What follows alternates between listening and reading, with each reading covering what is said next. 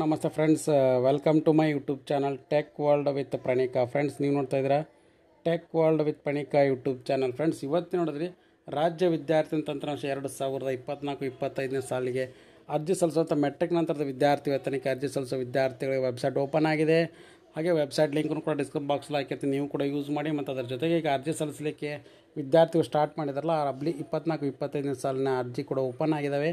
ಲೈವ್ನಲ್ಲೇ ತೋರಿಸ್ಕೊಡ್ತೀನಿ ನಿಮಗೆ. ವಿದ್ಯಾರ್ಥಿ ವೇತನಕ್ಕೆ ಅರ್ಜಿ ಸಲ್ಲಿಸೋಕ್ಕಿಂತ ಮುಂಚೆ ಆಧಾರ್ ಕಾರ್ಡ್ನಲ್ಲಿ ಹೆಸರು, ಮೊಬೈಲ್ ಸಂಖ್ಯೆ, email I D, SSLC register number, cash income certificate, ಹಾಗೆ ವಿದ್ಯಾರ್ಥಿ ರಿಜಿಸ್ಟರ್ ನಂಬರು ಮತ್ತು ಅದರ ಜೊತೆಗೆ ಹಾಸ್ಟೆಲ್ ವಿವರಗಳನ್ನು ಕೂಡ ರೆಡಿ ಮಾಡಿ ಇಟ್ಕೊಂಡಿರಬೇಕಾಗುತ್ತೆ.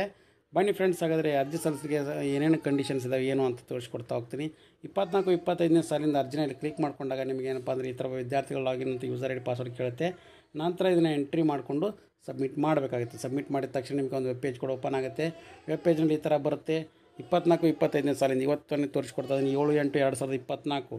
ಸೊ ಇಲ್ಲಿ step 1, step 2, step 3, step 4, step 5 ಸ್ಟೆಪ್ಸ್ಗಳಿದ್ದಾವೆ.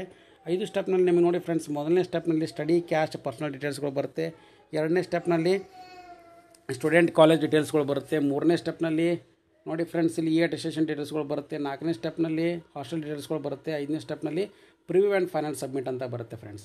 So ಹಾಗಾಗಿ ಇಲ್ಲಿ ನೋಡಿ ಫ್ರೆಂಡ್ಸ್, ಮೊದಲನೇ ಸ್ಟೆಪ್ನಲ್ಲಿ ಸ್ಟಡಿ ಕ್ಯಾಸ್ಟ್ ಆ್ಯಂಡ್ ಡೀಟೇಲ್ಸ್ನಲ್ಲಿ ಪರ್ಸನಲ್ ಡೀಟೇಲ್ಸ್ನಲ್ಲಿ ವ್ಯಾಸಂಗ, ಜಾತಿ ಮತ್ತು ವೈಯಕ್ತಿಕ ವಿವರಗಳು ಬರ್ತಾ ಹೋಗುತ್ತೆ. 2ನೇ ಸ್ಟೆಪ್ನಲ್ಲಿ ಸ್ಟೂಡೆಂಟ್ ಕಾಲೇಜ್ ಡೀಟೇಲ್ಸ್ಗಳು ಬರ್ತಾ ಹೋಗುತ್ತೆ. 3ನೇ ಸ್ಟೆಪ್ನಲ್ಲಿ ಅಟೆಸ್ಟೇಷನ್ ಡೀಟೇಲ್ಸ್ಗಳು ಓಪನ್ ಆಗುತ್ತೆ. ಇಲ್ಲಿ ನಿಮಗೆ ಒಂದೊಂದೇ ನೀವು ಅಪ್ಲೈ ಅಂತ ಕ್ಲಿಕ್ ಮಾಡ್ಕೊಂಡು ಓಪನ್ ಕೂಡ ಆಗುತ್ತೆ. ಅಲ್ಲಿ ನೀವೆಲ್ಲ ಡೀಟೇಲ್ಸನ್ನು ನೋಡಬೇಕು. It is mandatory complete KYC before applying ಅಂತ ಕೊಟ್ಟಿದ್ದಾರೆ. ಅಂದರೆ ನೋ ಯುವರ್ ಸರ್ಟಿಫಿಕೇಟ್ KYC ಮಾಡಿಸೋದು ಕಂಪ್ಲೀಟಾಗಿ ಆಧಾರ್ KYC ಮಾಡಿಸಬೇಕಾಗುತ್ತೆ. ವಿದ್ಯಾರ್ಥಿಗಳು ಸಬ್ಮಿಟ್ ಮಾಡೋಕ್ಕಿಂತ ಮುಂಚೆ KYC ಮಾಡಿಸೋದನ್ನು ಕಂಪ್ಲೀಟ್ ಅಂತ ಕೊಟ್ಟಿದ್ದಾರೆ. ಇಲ್ಲಿ ಕ್ಲಿಕ್ ಮಾಡ್ಕೊಳ್ಳಿ. ನಂತರ ನೋಡಿ ಫ್ರೆಂಡ್ಸ್, ಇಲ್ಲಿ ನಿಮಗೇನಪ್ಪ ಅಂದರೆ application will be get rejected if any date submitted by you if found wrong ಅಂತ ಕೂಡ ಕೊಟ್ಟಿದ್ದಾರೆ. Newly added district taluks will be included in the district in taluk drop down box. So ಹಾಗಾಗಿ ನಿಮ್ಗೆ ಹಳೆಯ ತಾಲೂಕು ಯಾವುದಿತ್ತು ಅದನ್ನೇ ಯೂಸ್ ಮಾಡಿಕೊಂಡು ಸಬ್ಮಿಟ್ ಮಾಡಿ ಅಂತ ಕೊಟ್ಟಿದ್ದಾರೆ. 24-25ನೇ ಸಾಲಿಂದ ಅಪ್ಲಿಕೇಶನ್ ಸಬ್ಮಿಟ್ ಮಾಡಿಕೊಳ್ಳಿಕ್ಕೆ ಇನ್ಸ್ಟ್ರಕ್ಷನ್ಸ್ ಕೂಡ ಕೊಟ್ಟಿದ್ದಾರೆ. ಸೊ ಆ ಇನ್ಸ್ಟ್ರಕ್ಷನ್ಸ್ ಟ್ಯಾಬ್ನ ಕೂಡ ನಿಮಗೆ ಓಪನ್ ಮಾಡಿ ತೋರಿಸ್ಕೊಡ್ತಾ ಇದ್ದೀನಿ ನಾನಿಲ್ಲಿ. ನೋಡಿ ಫ್ರೆಂಡ್ಸ್, ಇಲ್ಲಿ ಏನಪ್ಪ ಅಂದರೆ ಸ್ಕಾಲರ್ಶಿಪ್ ಪೋರ್ಟಲ್ ಬರ್ತಾರಲ್ಲ, ಅಲ್ಲಿ ಅಕೌಂಟ್ನ ಕ್ರಿಯೇಟ್ ಮಾಡ್ಕೋಬೇಕಾಗುತ್ತೆ. ನಂತರ ನಿಮಗೆ ಈ ಥರ ಡೀಟೇಲ್ಸ್ಗಳು ಬರ್ತಾ ಹೋಗುತ್ತೆ. ಸೊ ಎಲ್ಲ ಡೀಟೇಲ್ಸ್ನು ಕೂಡ ಇದರಲ್ಲಿ ನೀವು ಚೆಕ್ ಮಾಡ್ತಾ ಹೋಗಬೇಕು. ಆಧಾರ್ ಎನ್ರೋಲ್ಮೆಂಟ್ ಇರ್ಬೋದು, ನಿಮ್ಮದು ಎಂಟರ್ ಪೇರೆಂಟ್ಸ್ ಡೀಟೇಲ್ಸ್ಗಳು, both parents, guardian, mothers. So ಎಲ್ಲ ಡೀಟೇಲ್ಸ್ನು ಕೂಡ ಎಂಟ್ರಿ ಮಾಡಿಕೊಂಡು ನಂತರ ಒಂದು ಪಾಸ್ವರ್ಡ್ನ ಕೂಡ ಕ್ರಿಯೇಟ್ ಮಾಡಿಕೊಂಡು ಸೊ 5 ಸ್ಟೆಪ್ನ ಕೂಡ ಭರ್ತಿ ಮಾಡ್ಕೊಂಡು ಇಲ್ಲಿ ಎಂಟ್ರಿ ಮಾಡ್ತಾ ಹೋಗಬೇಕಾಗುತ್ತೆ. ಎಂಟರ್ ಸ್ಟಡಿ ಡೀಟೇಲ್ಸ್ಗಳು ಅಂತ ಬರುತ್ತೆ. ಅಲ್ಲಿ ಮೊದಲನೇ ಸ್ಟೆಪ್ನಲ್ಲಿ ನಿಮ್ಗೆ ಬರ್ತಕ್ಕಂಥದ್ದು SSLC ಡೀಟೇಲ್ಸ್ಗಳು ಬರುತ್ತೆ. ನಂತರ ನಿಮಗೆ ಕಾಸ್ಟ್ ಇನ್ಕಮ್ ಸರ್ಟಿಫಿಕೇಟ್ ಬರುತ್ತೆ, ID ನಂಬರ್ ಕೂಡ ಬರುತ್ತೆ. ಹಾಗೇನಪ್ಪ ಅಂದರೆ ವಿದ್ಯಾರ್ಥಿಗಳೆಲ್ಲ ಮದರ್ ಡೀಟೇಲ್ಸ್ಗಳು, father name, father Aadhaar card, mother Aadhaar card, ಹಾಗೆ ಎಲ್ಲ ಡೀಟೇಲ್ಸ್ಗಳು, ರಿಲೀಸನ್ ಇರ್ಬೋದು, ಕ್ಯಾಸ್ಟ್ ಇರ್ಬೋದು, ಕ್ಯಾಟಗರಿ ಇರ್ಬೋದು, RD ನಂಬರ್ಗಳು ಇರ್ಬೋದು, ಎಲ್ಲನೂ ಕೂಡ ಇದರಲ್ಲಿ ಬರ್ತಾ ಹೋಗುತ್ತೆ. ಸೊ ಎಲ್ಲನೂ ಎಂಟ್ರಿ ಮಾಡ್ಕೊಂಡು ಸಬ್ಮಿಟ್ ಮಾಡಬೇಕಾಗುತ್ತೆ. ಸಬ್ಮಿಟ್ ಮಾಡ್ಕೊಂಡ್ಮೇಲೆ ನಿಮಗೆ ಏನಪ್ಪ ಅಂದರೆ ವಿದ್ಯಾರ್ಥಿಗಳು 2ನೇ ಸ್ಟೆಪ್ಗೆ ಮೂವ್ ಆಗುತ್ತೆ. 2ನೇ ಸ್ಟೆಪ್ನಲ್ಲಿ ಕೂಡ ನಿಮಗೆ ಪ್ರೊಸೆಸ್ನ ಕೂಡ ಸ್ಟಾರ್ಟ್ ಮಾಡ್ತಾ ಹೋಗ್ತಾರೆ. ಸೊ ಇಲ್ಲಿ ನಿಮಗೆ ಕಾಣ್ತಾ ಅಂತ ಭಾವಿಸ್ತಾ ಇದ್ದೀನಿ. ಸೊ ಇಲ್ಲಿ ನೋಡಿ ಫ್ರೆಂಡ್ಸ್, ಇಲ್ಲಿ ಕಾಣ್ತಾ ಇದೆ. ಸೊ ಅಪ್ಲೈ ಫಾರ್ ಫಸ್ಟ್ ಸ್ಟೆಪ್ನಲ್ಲಿ ಸೊ ಎಲ್ಲ ಡೀಟೇಲ್ಸ್ಗಳು ಬರುತ್ತೆ. ಓಕೆ ಅಂತ ಕೊಡಿ. ನಂತರ ನಿಮಗೆ ನೋಡಿ ಫ್ರೆಂಡ್ಸ್,